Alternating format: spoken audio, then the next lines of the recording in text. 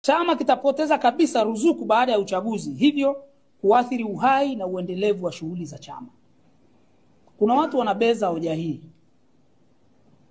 Sisi tuliokuwepo kuanzia mwaka 2020 Disemba mpaka tulipokuja kukubali kuchukua ruzuku mwaka 2023, tulikuwa na wakati mgumu sana wa kukiendesha hiki chama. Tulishindwa kulipa mapango ya ofisi, tulipunguza watumishi kwenye ofisi za makao makuu, ofisi za kanda.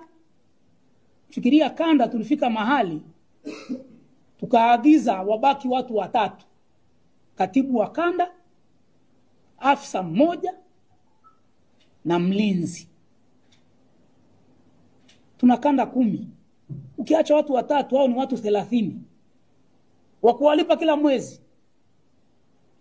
Tulipopokea ruzuku angalau tumeweza kuendelea kuwa maintain. Lakini wako wanaobeza, chama sio kwa ajili ya ruzuku. Sawa, tunakiendeshaje? Kampeni yetu ya Tone Tone mpaka sasa imefikisha shilingi ngapi? Viongozi hawasemi kwa sababu hawana cha kusema.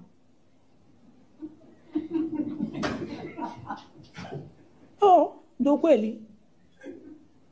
Sasa tufikirie miaka 5 tutaweza kuendesha chama kwa Tone Tone? Kwa hiyo tumekitahadharisha chama chetu kwa sababu tunakipenda. Wengine tumetumikia hiki chama tangu tukiwa watoto. Mimi nimaliza chuo kikuu,